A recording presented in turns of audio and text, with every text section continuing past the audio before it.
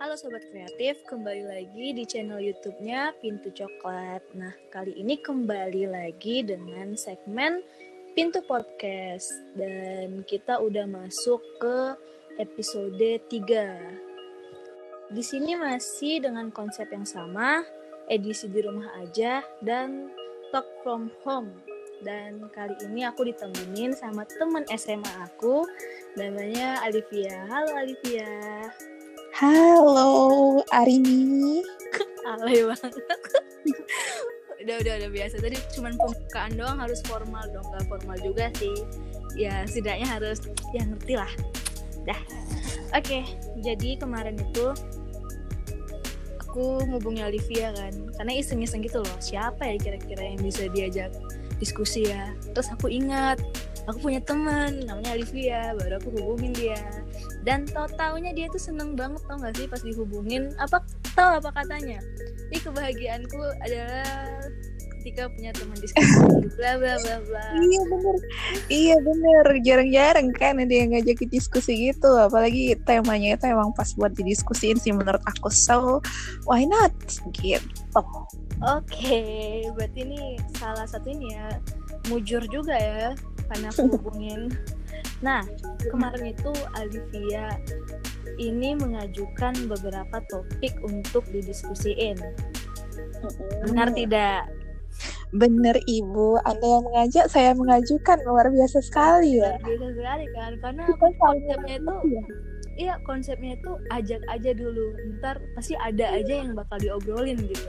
Nah, bener. Apalagi kita ya, nggak bisa sebentar kalau udah ngobrol. Bener, tiba-tiba beliau ini mengajukan beberapa tema. Wah, saya yang sebagai orang yang nggak pernah nyiapin sesuatu ya, merasa terbantu dong kerjaannya gara-gara saudari Alivia ini ya, Zik.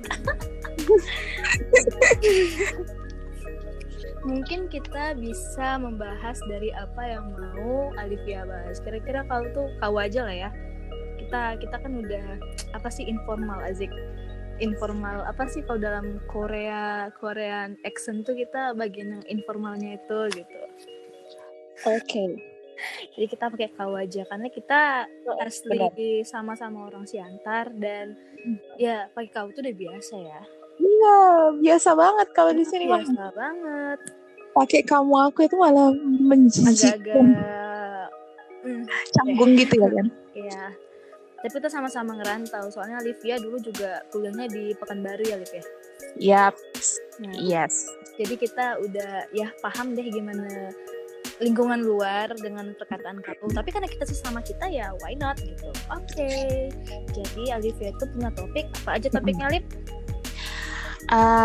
Aku nih yang bilangin topiknya ya. Boleh. Itu sih yang pengen diobrolin itu tentang ya yang sekarang lagi dibicarain ya di mana-mana, dan kita sekarang juga lagi ngehadepin itu bareng-bareng tentang wabah yang sangat amat mendunia, virus corona pastinya. Okay. Dan itu terjadi, dia itu efeknya itu ternyata luar biasa banget, bukan cuman di kitanya secara personal ya, tapi juga sampai ke aspek ke negaranya gimana dalam bidang sosial, politik, budaya, ekonomi paling terutama ya. Iya.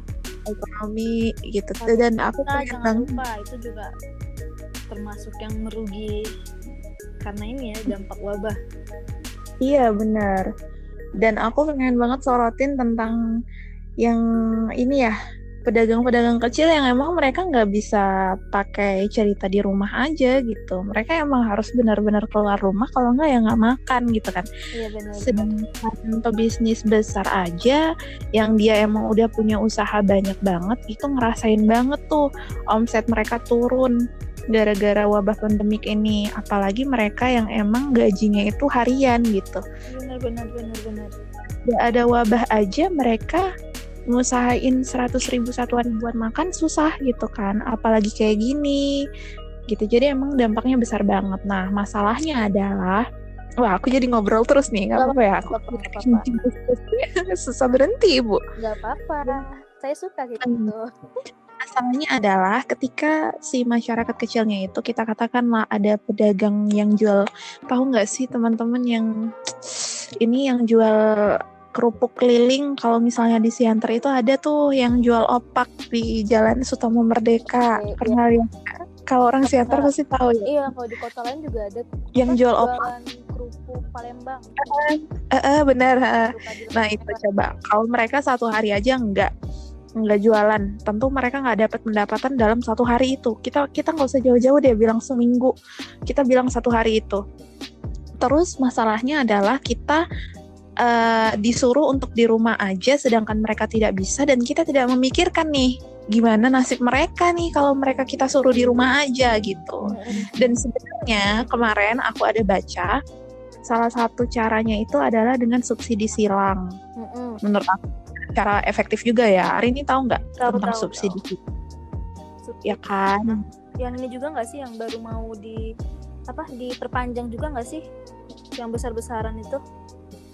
Yang apa tuh? Yang baru dideklarasiin sama pemerintah.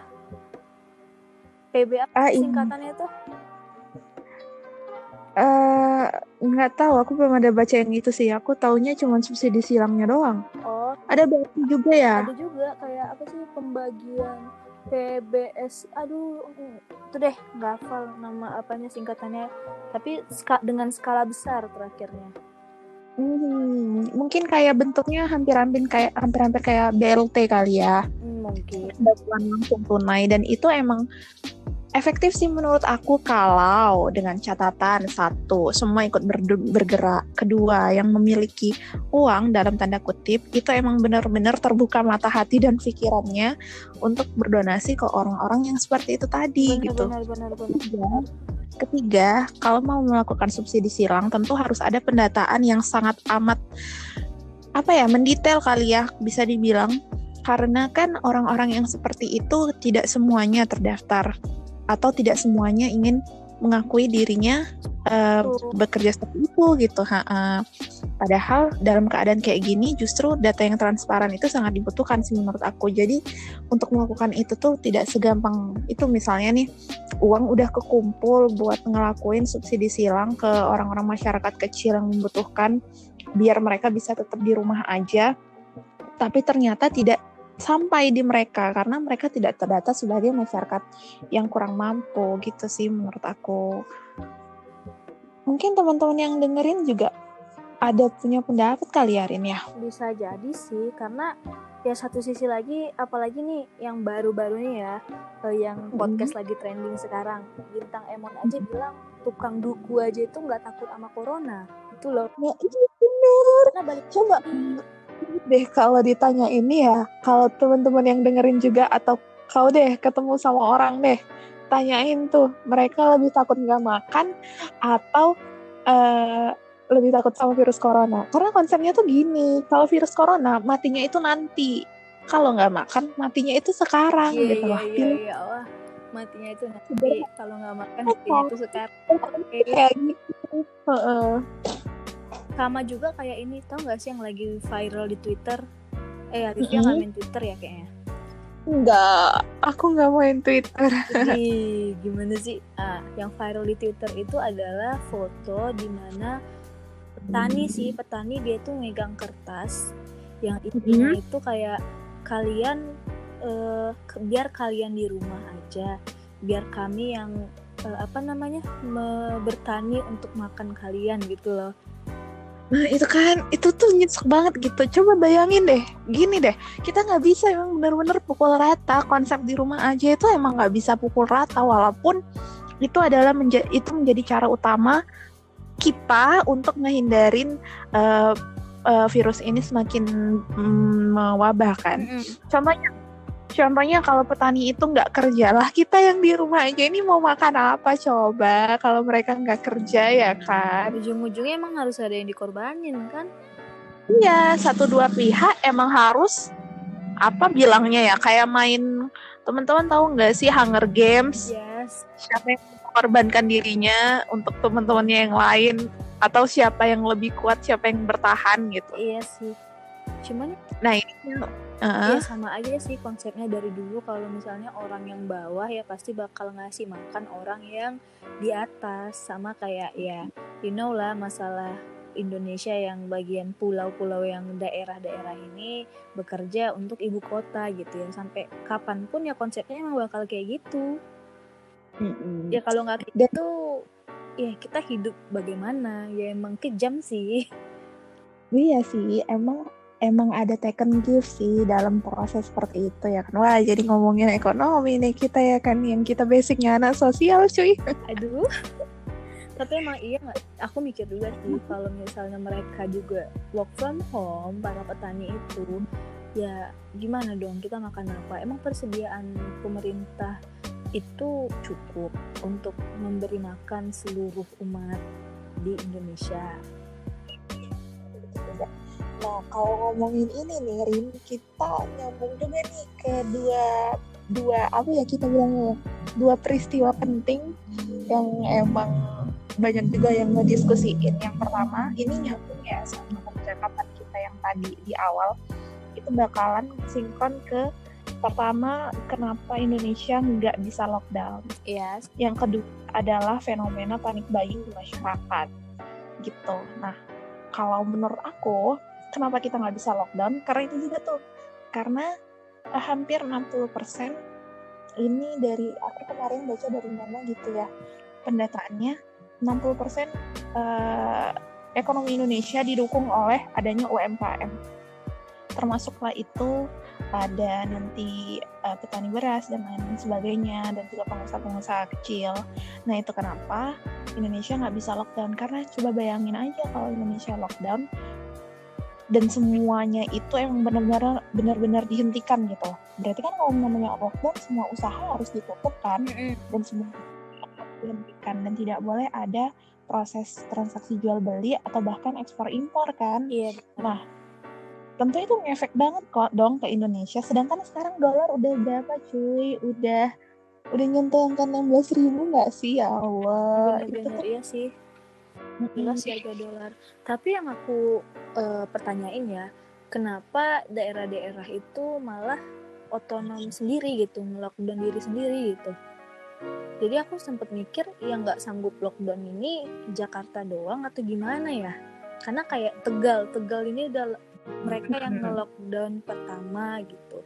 Kemudian Sumatera Barat kemarin kan berkuar-kuar pengen minta lockdown juga gitu. Nah, ketika karantina wilayah ya. Iya, nah ketika daerah itu udah siap untuk lockdown, kayaknya ya setelah aku lihat, karena mereka pada kampanye untuk lockdown ya, karantina wilayah itu. Terus tiba-tiba presiden itu bilang jangan di lockdown karena bukan budaya kita gitu. Kita mempunyai budaya yang berbeda gitu. Jadi aku mikir ini sebenarnya nggak siap lockdown itu Jakarta atau emang daerah-daerah ini gitu. Karena daerah-daerah kayak siap-siap aja gitu. Iya sih, benar sih ya. Kayak efek domino gitu sih. Kalau misalnya kenapa daerah bisa lockdown? Karena mungkin kebanyakan daerah yang memang punya kekayaan sumber daya alamnya emang udah melimpah. Di situ ada petani beras, di situ ada nelayan lah, mereka lockdown kapan aja bisa cuy, nggak terlalu berdampak juga mungkin sama mereka ya, usaha-usaha mereka juga yang dimakan mereka, mungkin seperti itu ya pandangannya mereka, makanya terjadilah karantina wilayah. Ya, aku juga baca sih itu ada karantina wilayah di beberapa. Tapi kalau coba Jakarta lockdown, emang ngefek banget sih, dan itu ngefeknya ke negara ya kan. Tapi kalau kamu sendiri personalnya setuju nggak kalau Indonesia lockdown? Wah, berat nih pertanyaannya. Yang aku belum paham nih ya, gimana perekonomian kayak Wuhan nih, kayak Cina ya. Cina kan kemarin sempat lockdown nggak sih? Iya, sempat. Iya kan? Itu yang bener-bener menekan kurva mereka, makanya turun langsung gitu ya kan. Iya tuh. Korban. Jadi aku mikir ketika Cina nge-lockdown emang dengan risiko yang parah banget untuk negara mereka, tapi setidaknya mereka itu penanganan corona itu cepet gitu. Terasa efeknya gitu. Emang corona itu hilang gitu, dan mereka penurunan itu drastis banget gitu loh. Iya, kalau misalnya negara seperti Cina ya kan, mereka bisa aja lockdown karena mungkin emang mereka tidak banyak bergantung pada negara lain gitu sih. Cie, aku jadi anak ini satu malam ini. Gila. Jadi Olivia ini alumni guys. Iya, gitu sih. Jadi lo setuju nggak nih? Sebenarnya kalau misalnya dengan lockdown itu bisa mempercepat pengaruh dari corona ini, kenapa nggak ngambil resiko itu aja gitu? Dan ketika emang udah siap semua daerah, atau daerah pun mengatakan mereka siap untuk lockdown kan. Tapi yang di sini sih aku mikirnya kayak negara ini nggak mau rugi gitu nggak sih? Iya benar, nggak kayak ini ya, nggak kayak ini, bukan ngebandingin ya teman-teman ya, tapi kita coba lihat belajar dari negara lain. Itu ngebandingin nggak sih namanya? Enggak ya? Enggak. Kayak negara Ghana yang presidennya itu ngomong, baca nggak sih ada viral itu perekonomian yang turun, yang jatuh bisa kita bangkitkan kembali, iya, tapi nyawa orang nggak bisa dihidupkan, nyawa manusia tidak bisa kita kembalikan. Nah, gitu ya kan? Itu aku mikirnya kayak gitu. Kalau emang lockdown itu bisa benar-benar membuat corona itu ibaratkan kalau hilang ya mungkin nggak hilang banget ya, tapi setidaknya langsung penurunan secara drastis, cepat ke handle-nya. Kenapa pemerintah nggak berani gitu ngambil hal itu gitu? Untuk sementara ya rugi ya nggak apa-apa, daripada banyak yang ini rugi SDM, rugi SDA, semua rugi kan. Lama lagi perekonomian jadi rugi, terus di lockdown nggak lockdown bakal rugi juga.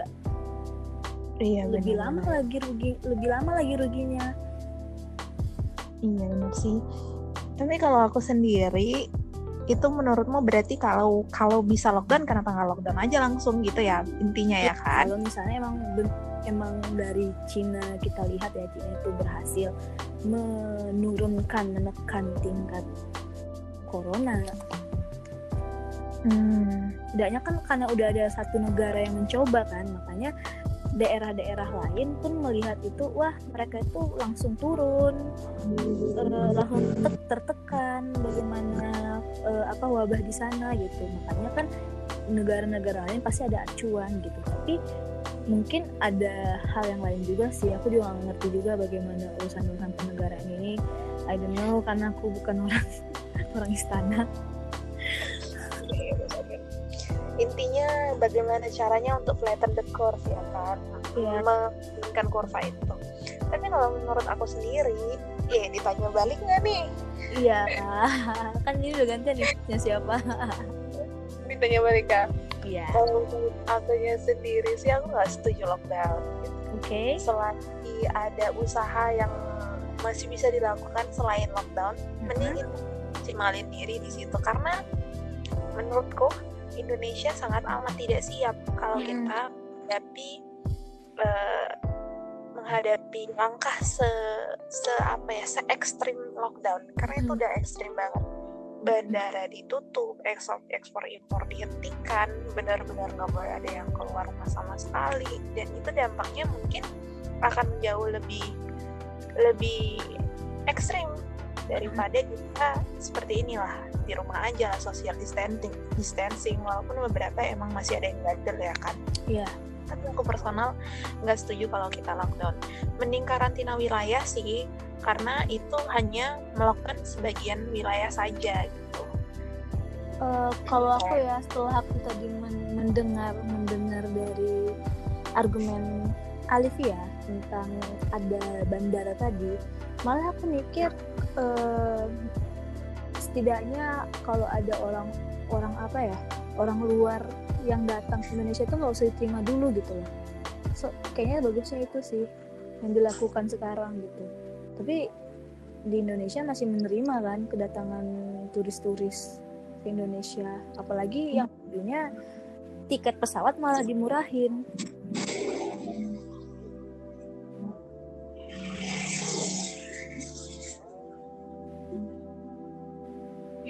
Suaranya hilang nih teman-teman. Waduh. Nah udah Kedengeran nih. Okay. Kita udah lagi video call, voice call. Iya, jadi kita menggunakan sebuah aplikasi guys. Nah, jadi menurut aku tadi ya, aku ulang lagi. walaupun ini lockdown itu berarti impor dan ekspor tetap ditutup juga kan. Nah, kalau misalnya kita nggak usah lockdown, tapi bagaimana kalau kita nggak usah menerima orang-orang yang berasal dari luar negeri dulu gitu. Di stop dulu kedatangan turis-turis dari mancanegara itu, di stop. Karena kan kita tahu ya gimana penyebaran virus corona ini dari siapa. Bahkan di Indonesia pun kita tahu kan dari suspek positif 01 itu dari mana awalnya gitu. Bukan malah ini ya, kita seharusnya menghentikan fokus di penghentian turis yang datang dari luar ya kan. Bukan malah wah ini kita pindah nih ke topik lain, bukan malah membebaskan napi dari aduh lucu banget kalau udah ingat topik. Bener Dan malah bebas napi koruptor gitu. Itu lucu sih. Aku dari sudut manapun aku pandang itu tuh tetap aja nggak kena logikanya itu gimana gitu. Bener sih. Dan lucunya ini kayak refill tau gak sih, refill penjara. Soalnya ada undang-undang baru kan ya, yang pertama nggak boleh melawan atau memprotes keputusan presiden terhadap penanganan corona, satu. Terus kedua, habis itu bagi siapa yang berkerumunan atau berkumpul bakal ditangkap dan ditahan. Jadi kayak ya napi-napi itu keluar, ya ujung-ujungnya yang ditangkap itu masuk lagi ngumpul-ngumpul. Iya, tuh kan Iya, ngapain coba? Nggak ngumpul di luar tapi ngumpul di penjara, kan gila aja dong. Iya, dan udah lihat belum videonya Mbak Nana itu yang dibebasinnya gimana persyaratannya gitu ya kan. Dan sayangnya itu yang dibebasin malah opsinya napi koruptor ya, dan itu lucu banget sih. Iya, tapi kayaknya udah keputusan deh, napi koruptor udah nggak jadi dibebasin, cuman napi umum dan anak doang. Tapi sama aja ujung-ujungnya, tahu nggak sih yang banyak berita-berita sekarang habis dibebasin tau-taunya besok udah nyolong lagi. Sama aja ya. Iya, tapi kan bebasin curanmor lagi. Tapi kan ada peraturannya tuh, harus sudah melewati beberapa masa tahanan. Yang aku dengar kemarin kalau nggak salah 2/3 ya masa tahanan. Tapi kalau untuk napi koruptor itu emang udah nggak disetujuin kan sama udah nggak disetujuin kok presiden. Ya kali cuy, orang tapi tetap aja ya. Tapi tetap aja sih menurut aku, walaupun tidak disetujui, tetap saja itu saran yang sudah masuk itu kan kita pantas curigain dong lah, kenapa ada saran seperti itu ya kan. Bener. Walaupun ujung-ujungnya tidak disetujui juga. Contohnya nih, kita udah niat untuk maling motor tapi ketahuan, wah tetap aja kita bertanya-tanya kan, tadi kenapa mau maling motor gitu ya kan. Nah iya ya, kita juga kayaknya berhak sih bertanya kenapa ada orang di pemerintahan yang pro terhadap koruptor. Iya benar, kenapa bisa kepikiran gitu ya? Iya, kenapa kepikirannya kejahatan yang mau dilakukan itu kan berarti sudah ada diniatkan gitu, udah ada kepikiran. Wah tapi itu urusan, lagi-lagi urusan orang istana ya kan. Iya. Seperti yang bilang tadi, kita bukan orang sana. Bener, ini kita jaga-jaga ya, ini kalau dihilang besok hati-hati ya. Iya, ini opini ya teman-teman. Mungkin teman-teman yang juga, mungkin teman-teman yang dengerin juga ada yang sepemahaman sama kita. Bener sih, emang apalagi di Twitter nih ya, kayaknya saran kau main Twitter deh biar melihat bagaimana masyarakat itu lebih sadis daripada omongan kita nih netizen. Parah banget itu nih, semua orang Twitter bakal dipenjarain tuh noh.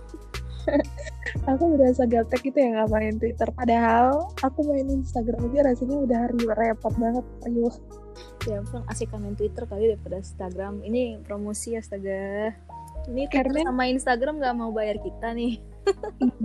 Kita nih udah mau jadi kita bisa loh jadi brand ambassadornya sih. Ya benar.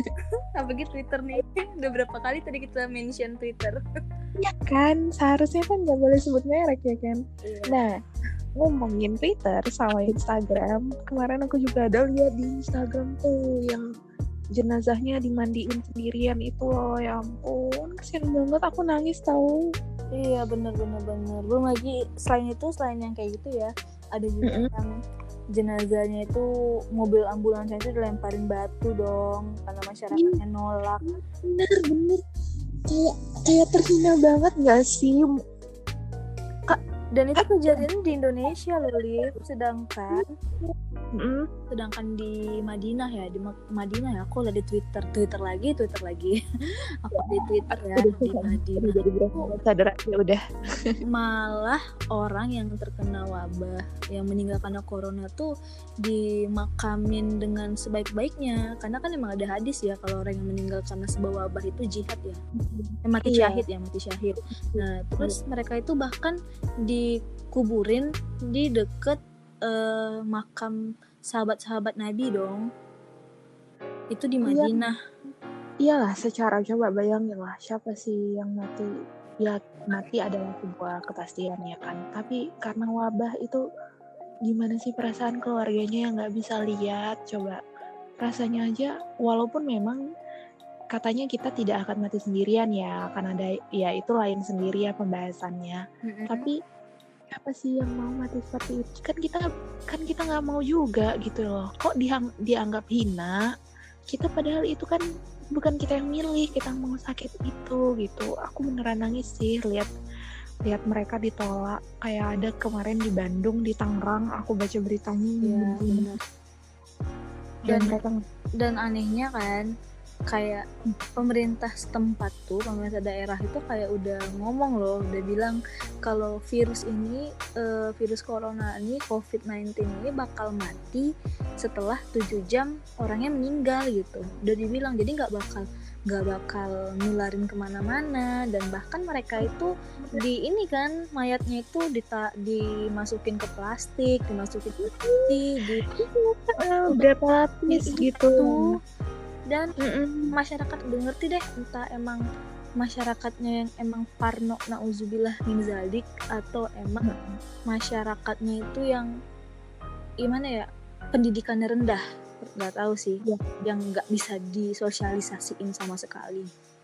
Karena menurut aku masyarakat ini udah terlalu banyak banget makan berita-berita yang punya side effect negatif gitu ke mental dan psikologisnya mereka secara personal karena COVID-19 ini, Rin. Karena kan kita banyak banget nih tiap hari dicokokin mulu sama berita tentang corona. Jadi begitu ada yang meninggal, kita menganggap gila nih orang meninggal karena corona, udah tolak aja. Di situ ujung-ujungnya. Padahal it's okay, mereka udah mati gitu loh. Virusnya juga nggak bisa makan apa-apa lagi dalam tubuh mereka gitu. Bener. Safety loh, bukan dimasukin ke dalam plastik, dimasukin ke dalam peti, bener-bener. Walaupun emang kita harus berjaga-jaga juga, tapi dengan tidak dengan cara menolak ya kan, karena mereka yang orang mati juga memiliki hak dong untuk diurusi dengan baik. Iya benar sekali. Dan tahu nggak sih, kita tuh sepemikiran banget. Jadi aku kan tadi udah riset beberapa hal. Terus aku catat juga masalah tentang penolakan jenazah itu ya kan.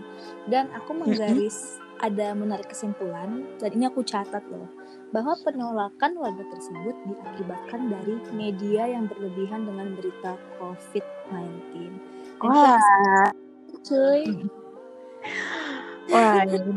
Wah, nyatu banget ya. Apa yang bicarain ya? Ya benar sih, karena ya nggak usah jauh-jauh, ke diri sendiri aja lah. Coba capek nggak sih lihat berita yang tiap hari, udah sekian ribu, gila ya. Di keluarga aku itu di rumah nggak pernah dalam satu hari kami skip berita tentang corona, dan itu emang mental kita kena gitu ya kan.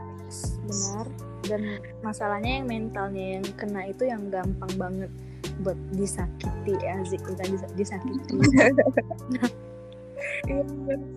Gitu, mana lagi yang emang kitanya yang parnoan ya kan, ya gimana nggak parnoan, beritanya kayak gitu yang dikasih, makanya terlalu banyak makan media negatif sih. Media negatif. Bahasa apaan tuh? Iya, bayangin aja dong dari Suspek 01 ya, dimana orang TV One ini udah dikritisin habis-habisan nih TV One nih.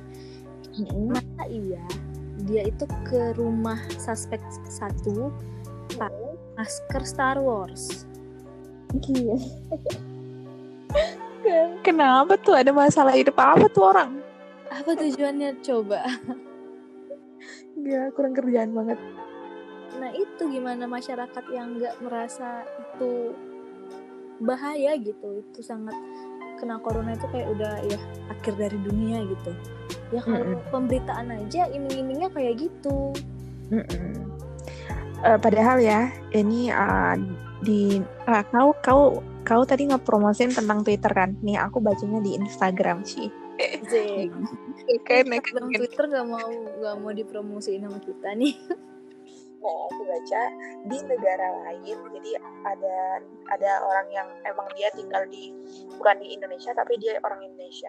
Di negara lain itu memberitakan di Bratislava, Slovakia. Bratislava di mana ya? Pokoknya di Bratislava mah. Di situ dia nyeritakan bahwa semua pemberitaan di media itu adalah yang adem dalam kategori hari ini yang sembuh sudah sekian orang, ayo kita terus semangat, jangan lupa cuci tangan, jangan lupa social distancing. Hari ini yang udah mulai membaik sekian puluh ribu orang gitu, jadi kita semangat membacanya, nggak kayak selalu merasa ditakut-takutin gitu sih. Perbandingan antara pengemasan berita COVID-19 oleh media Indonesia dengan media asing itu sungguh amat sangat berbeda. Mana ini anak ikom ya, aku lagi ngomong sama anak ikom kan. Nah, jadi mana topik apa sih bilangnya mah, mana topik yang emang harus disoroti itu emang media luar sangat fokus ke satu hal itu. Kalau kita mah fokusnya ke yang negatifnya kan, mereka ke yang positifnya. Jadi lebih semangat gitu loh bacanya. Itu benar sih, setuju sekali. Seharusnya media itu fair sih, apalagi memberitakan hal-hal yang baik ya, karena ini menyangkut nyawa orang. Tapi di Indonesia ini masih menganut paham jurnalis lama, di mana bad news itu is a good news gitu. Berita buruk itu adalah berita baik bagi jurnalis, wartawan. Tapi setahu aku berita buruk itu ya misalnya kayak ada kebakaran atau ada pembunuhan, itu mungkin bisa jadi berita sama mereka diangkat. Tapi dan termasuk juga masalah corona ini sebenarnya.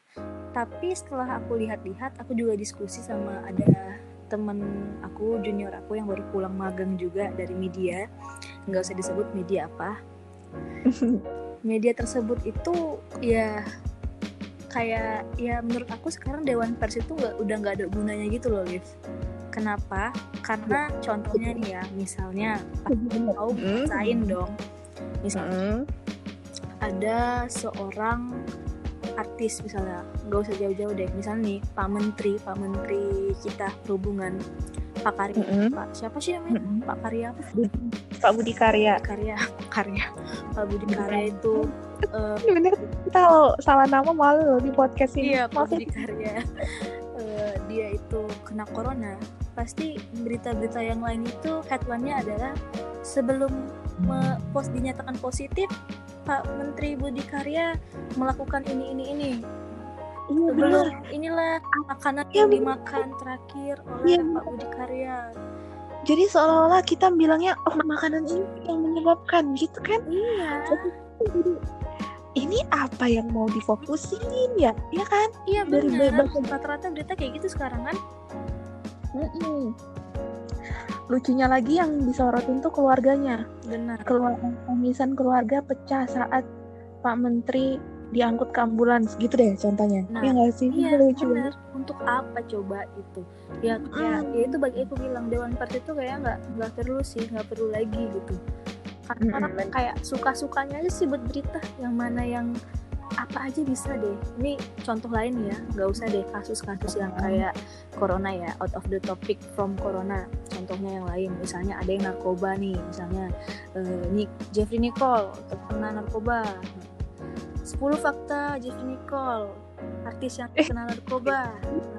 Kenali mantan-mantannya. Berikut adalah hobi dari Jeffrey Nicole, aktor yang terjerat narkoba. terkena narkoba. Nggak penting banget. Berikut makanan kesukaan Jeffrey Nicole. Kayak astaga, ngapain? Jangankan itu ya, yang orang sedang berduka aja dimain-mainin sama mereka. Kayak yang baru-baru ini deh, Glenn Fredly ya kan. Apa yang dia makan sebelum meninggal. Atau enggak Sinclair waktu itu hobi olahraga tapi tetap mati muda. Itu kayak oh my god, orang lain sedang berduka cuy, lu ya ampun. Ya itu kita kalau ngomongin tentang ini ya, kita boleh kan ya agak kritik sedikit di sini. Iya, bener. Kayak ngeselin sih kayak gitu. Kayak apa sih gunanya nge-blow up kayak gitu. Sama nih kayak kemarin Joshua yang ngekritik detik.com.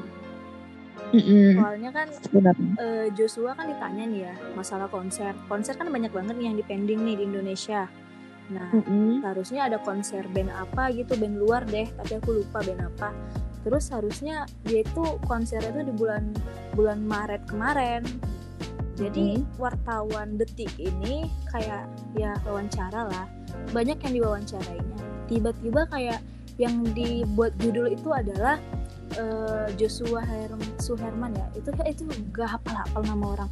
Joshua ini merasa kecewa konser gagal karena COVID-19 kayak gitu loh. Jadi seakan-akan ya udah sih, dia merasa rugi gitu loh uang, dan isinya itu kayak ya nggak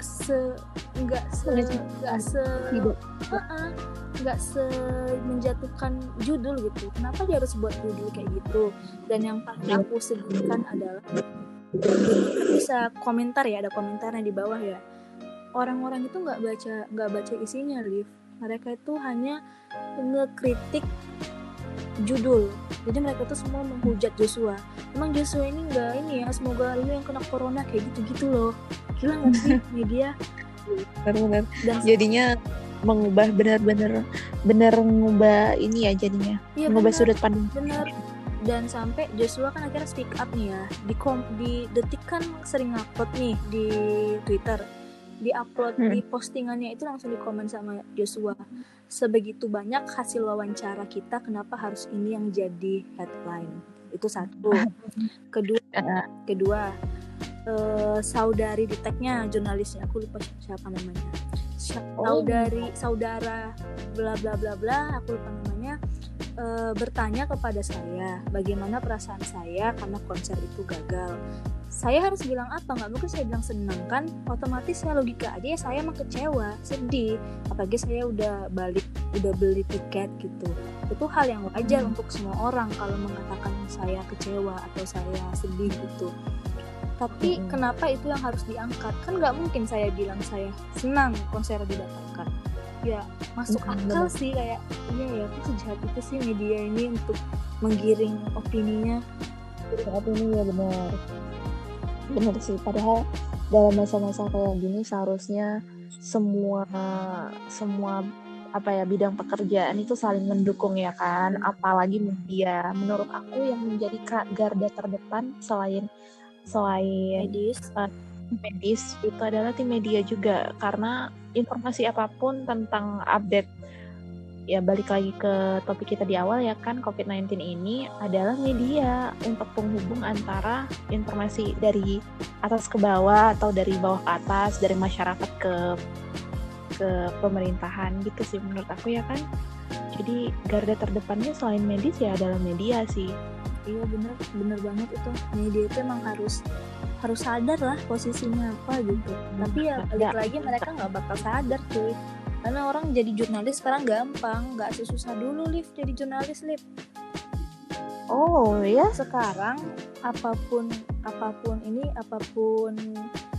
postingan Twitter aja ini ya, kutipan nge-retweet, ngutip misalnya ngutip tapi pakai kata-kata gitu, tahu kan? Nge-RT gitu. Kan kau jadul kan, jadi aku pakai bahasa jadul, nge-RT. Nge-RT pakai kata-kata tuh dengan kutipan. Itu tuh bisa jadi berita loh sama media. Gila nggak tuh? Kayak contohnya kemarin itu Brian Barcelo, siapa sih lupa deh, ada salah satu tokoh publik juga, dia ngomentarin masalah idol kan suka nih musik tapi di instrumennya diubah-ubah. Itu kan sebenarnya udah melanggar hak cipta ya. Jadi kayak Brian ini, aku kepikiran juga sama itu. Wah, kayaknya itu bisa bicara tempat lain ya yang melanggar hak cipta ya. Bisa. Jadi si Brian ini nanya sama Firsa Besari karena kebetulan itu lagu Nyabung yang dibawa kan, lagu yang aku lupa, Cadangan Rindu kalau nggak salah. Jadi Bung itu Mas Brian ini nanya gitu, itu gimana izin dari mereka itu membawakan lagu Bung Firsa tersebut gitu, karena kan mengubah instrumennya. Terus ya udah dijawab sama Firsa Besari lah, mereka udah izin kok gitu, emang udah ada izinnya kalau dari mereka bakal membawakan itu dan mengubahnya sesuai dengan ya apa yang mereka mau. Jadi dari konteks itu, tahu berita apa yang keluar di detik.com. Ini Detik ini aku sengaja sebut aja biar sadar, Detik ini udah banyak banget. Tribun satu lagi tuh emang ngeselin, berdua tuh. Astagfirullah. Nah, jadi dari si ini langsung Detik masuk Bung Firsa ditanyai oleh netizen perihal lagunya yang dibawa oleh Tiara Idol. Kayak di situ di kolom postingan Detik lagi tuh berdua itu ngomong, Mas Brian tuh ngomong kayak gini, nggak nyangka ya cuitan netizen aja bisa diangkat jadi berita. Luar biasa. Terus? Nah, yang kedua nih ya, Tribun ini ngeselin banget sumpah asli. Sempat gak sih clickbait pakai nama orang terkenal? Contohnya Firsa Besari tadi. Jokowi meninggal di jalan tol. Oke. Kita udah deg-degan nih ya. Pak Jokowi. Iyalah, gila banget lah presiden gue, cuy. Iya, cuy. Ketika dibaca beritanya, Jokowi 51 tahun, warga Solo, meninggal di jalan tol karena menabrak sebuah truk. Kayak astaga, ini sumpah clickbait banget dong. Iya, aku kaget loh yang kemarin itu ya, aku ingat tuh. Aku ingat banget itu. Gila. Masa iya presiden meninggal santai aja gitu. Iya bener kan? Iya. Kayak apa gitu. Dulu juga Ahok pernah tuh. Ahok meninggal setelah ini dibunuh oleh siapa gitu. Katanya Ahok keluarga Bayuwangi, astagfirullah. Iya. Nah, yang kalinya ya kan. Ini kayak kenapa sih jurnalis zaman sekarang kayak... Iya benar sih. Padahal emang ya balik lagi ke awal ya kan. Kita harus benar-benar saling mendukung. Bukan cuma dari satu pihak aja. Semua pihak harus balance. Ya kalau masalah keuntungan mah emang kayaknya menjadi fokus nomor satu sekarang ya kan. Bener. Mana yang untungnya nih, aku mau nyinggung juga nih kalau masalah keuntungan penimbun masker tuh nomor satu. Bisa-bisanya ya masker sensi itu 1 juta 1 box, gila nggak tuh? Gila tuh. Gila sih itu, udah seharga satu set apa sih podcast itu. Mending kita beli pabriknya nggak sih? Mending beli pabriknya daripada beli masker 1 kotak. Ya elah, dasar. Ya kayak gitu ya kan, jurnalis ngambil untung. Ini buat teman-teman jurnalis yang mungkin ngedengerin podcast ini, jangan marah loh ya, kami nggak pukul rata semua jurnalis ya, Katrin. Ya enggak lah, pasti masih ada juga jurnalis yang dari hati ke hati, heart to heart dia kerja. Walaupun, dan tau gak sih, ini juga ada nih cerita dari junior aku ya, dia tuh yang magang juga di media lain. Jadi kemarin tuh dia itu ini ngeliput masalah Ririn, apa sih lupa namanya lagi, Ririn kena narkoba. Nah Ririn tuh temennya, nggak tahu deh hubungannya apa sama Samuel Rizal. Nah Samuel ini ditelepon nih Samuel nih sama pihak dari mereka. ketika ditelepon Samuel ini nggak mau jawab, nggak mau ngomong gitu, terus kayak dimatiin, saya nggak mau jawab gitu loh istilahnya. Langsung dong diangkat, Samuel Rizal menolak bicara terkait bla bla bla bla bla bla. Seakan-akan ya Allah gitu aja jadi berita loh. Iya, gue banget ya. Ngesel. Tapi mungkin gini, aku kemarin ada pernah waktu kuliah kunjungan ke media juga ya kan. Ya tidak perlu disebutkan lah nama medianya. Oke. Dan mereka itu memang mengakui bahwa dalam satu hari mereka harus punya target 10 berita yang harus naik, Rin. Iya sih, Jadi memang harus dikejar. Apapun itu, pokoknya 10 berita harus naik. Apakah itu beritanya sinkron dengan atau tidak, yang 10-10-nya itu terserah mereka. Bahkan dalam satu peristiwa mereka bisa angkat banyak banget nih. Misalnya satu berita itu bisa jadi 3 judul gitu sih. iya. Tapi Iya sih benar. Karena aku nggak turun langsung ke lapangan, nggak tahu ya gimana ininya. Jadi mungkin karena deadline mereka itulah mereka melakukan hal yang seperti itu gitu. Iya sih benar. Nah kalau di tempat magang aku dulu ya di sebuah media yang nggak usah aku sebutin namanya, asik. Dia itu ini ya cerita-cerita dari reporter yang magang sama aku tuh. Aku kan di program yang khusus nih, ada program yang reguler. Nah di program reguler itu tiap bulan itu pasti ada reporter yang resign. Soalnya dan masalah yang resign per bulan itu nggak cuma 1 atau 2 orang. Wow. Banyak cuy, 5 mungkin ada. Soalnya target mereka itu harus live sampai 5 atau ya mungkin 10 kali tadi ya. Tapi aku ingatnya 5 sih, 5 per hari live. Itu live loh, live report. Ya bayangin dong ketika lo habis live report di Tebet nih ya, terus habis itu ada live report lagi di Jakpus, di MPR. Gimana dah? Bengek nggak tuh? Gila banget cuy, walaupun untuk ditanggung kan Iya, kita punya bener. beban juga. Habis di Jakpus tiba-tiba ada ini live report di Depok. Astagfirullah. Gimana nggak pada resign coba kayak gitu. Apa itu ya? Dan kayak aku mikir juga sih kayak media ya, pemiliknya nih ya orang kapitalisnya itu kayak terlalu ini sih menekan mereka sih.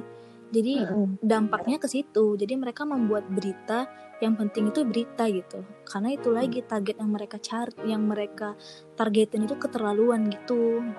Gak manusiawi sih, emang terlalu budak korporat sekali. Benar-benar. Setuju sih. Jadi teman-teman jurnalis menghadapi cobaan hidup ini, Bu. Iya, benar sekali. Pekerjaan pasti memiliki risiko. Benar sekali. Udah 48 menit. Kita ngoceh-ngoceh di podcast ini. Itu masih sebentar. Masih sebentar ya. Sebentar, biasanya juga sejam aku podcast. Mungkin nggak jangan bosan-bosan karena kita kalau ada cerita emang ya seperti inilah keadaannya. Iya, benar sekali. Ada aja yang mau dibahas.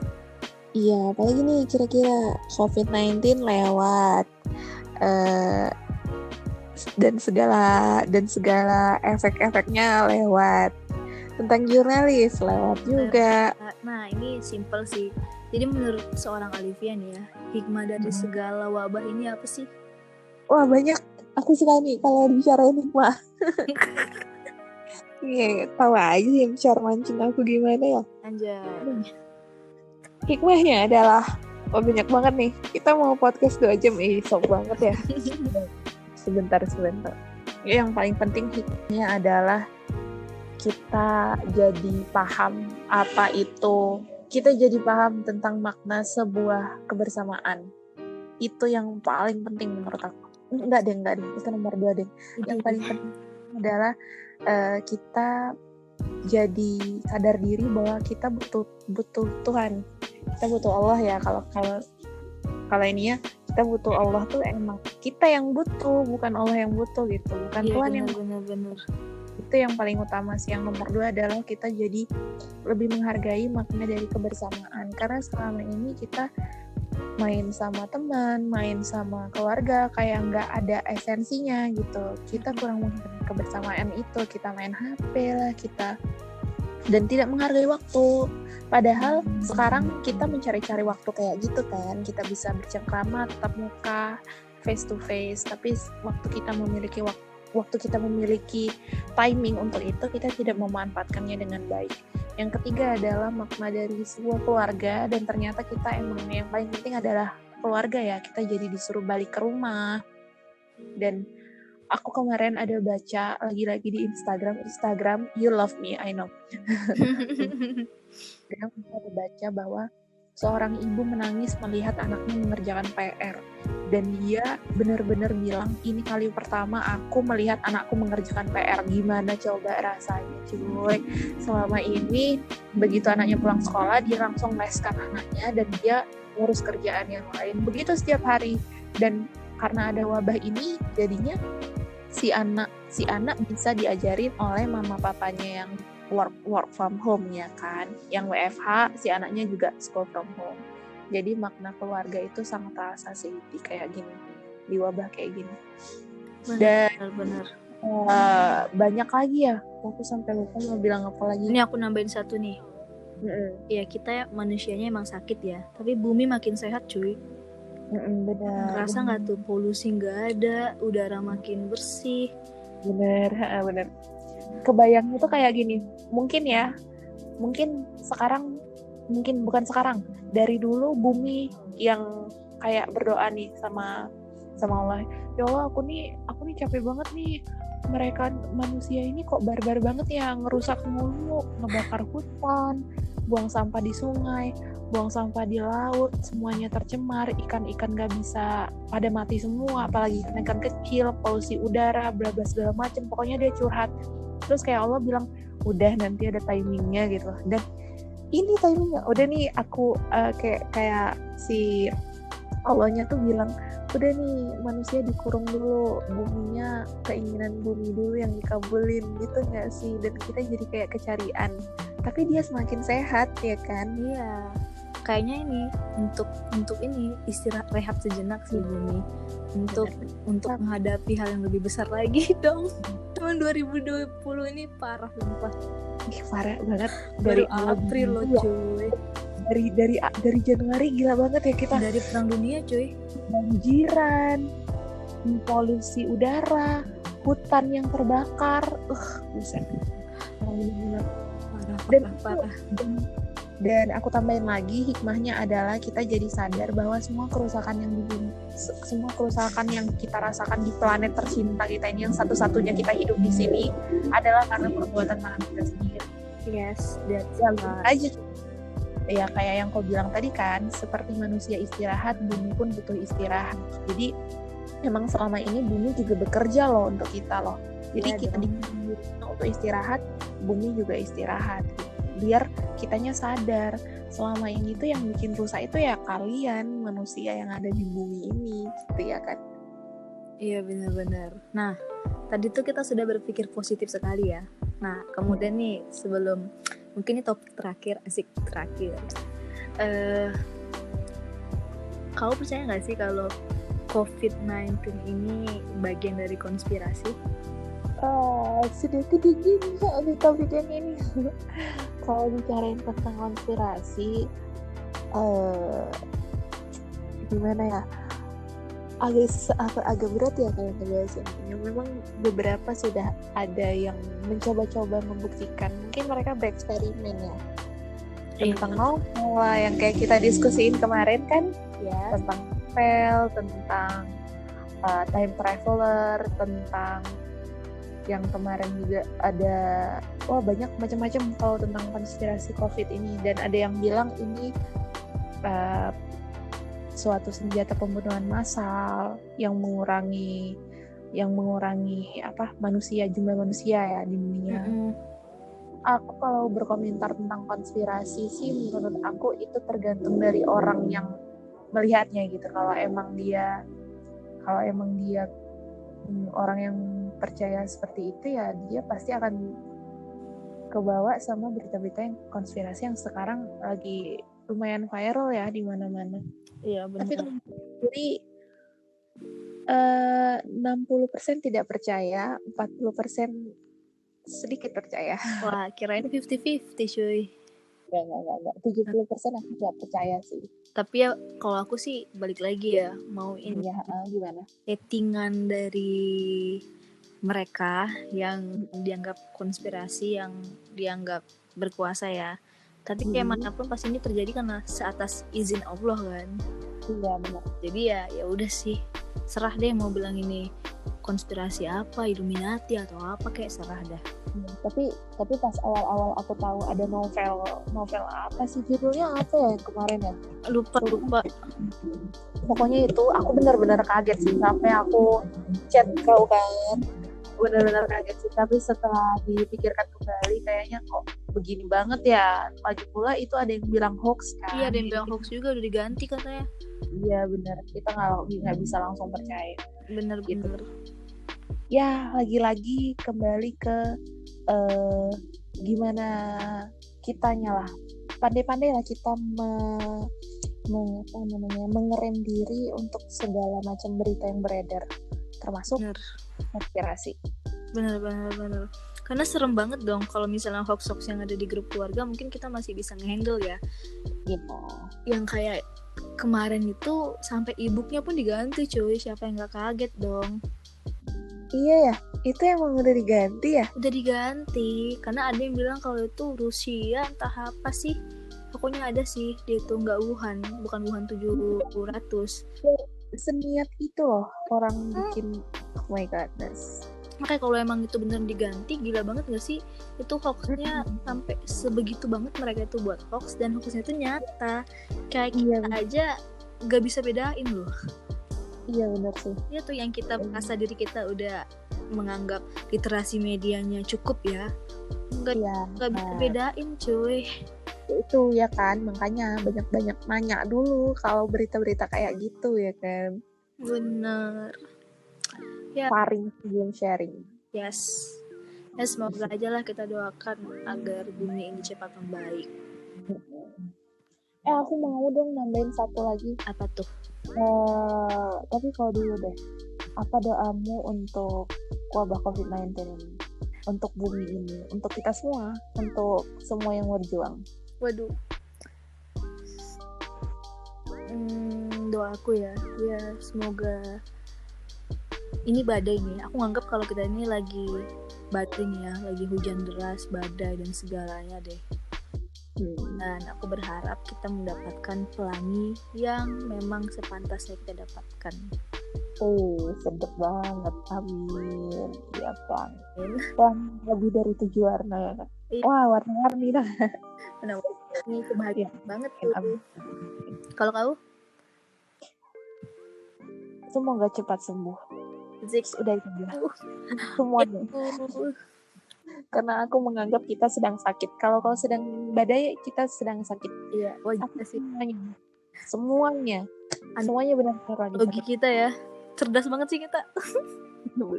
Tepuk tangan dulu buat kita. Oke. Semoga kita sembuh. Udah itu aja. Oke, ada lagi kira-kira? Udah Ibu Host. Oke, mungkin kita bisa lanjut di segmen sini apa sih ini dulu. Di sini ya. Iya, nah untuk promosi ntar lagi kita berdua bakal buat itu apa namanya, podcast sendiri di Spotify. Ya, goin ya. Ya. Semoga istiqomah aja sih ya kan, nggak panas-panas teh ayam kalau bahasa orang Medannya ya kan. Istiqomah coy.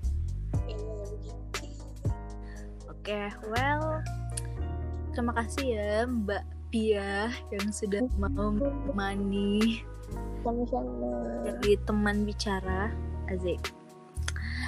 Mungkin itu aja yang bisa kita bahas. Terima kasih atas keluangan waktu bahasa gimana sih? Terima kasih atas waktu yang diluangkan. Waktu yang diluangkan. Semoga kita bisa buat podcast lagi atau ngobrol bersama lagi di segmen Pintu Coklat ya, bukan di segmen kita sendiri ya. Pintu Coklat. Ya teman-teman. Bener. By the way, Olivia ini ada loh di video Pintu Coklat di bagian nostalgia yang unboxing mainan jadul. Iya ya, bener. Ada dia di situ. Sampai lagi ya videonya sih. Asik. Jangan lupa subscribe sih. Asik, jangan lupa subscribe. Oke. Nah, untuk teman sobat kreatif yang mendengarkan, kalau misalnya bermanfaat ya mungkin bisa diambil, tapi kalau misalnya ada yang nggak bermanfaat atau ada yang berbeda opini ya kita sama-sama udah dewasa ya, jangan ditelan langsung ya kita berpikir juga, jangan langsung ditelan bulat-bulat apa yang kita obrolin, toh kita juga ini opini kita juga loh gitu, bukan sebuah fakta yang kita bicarain, tapi kita melihat opini dari fakta. Gimana tuh? Bener. Bingung kan? Ayo loh, bingung. Nah, mungkin itu aja. Jangan lupa like, share, subscribe, komen juga kalau misalnya kalian pengen kita bahas yang lain lagi. Mungkin bisa direkomend mau bahas tentang apa. Itu dulu. Sampai jumpa di podcast selanjutnya. Bye-bye.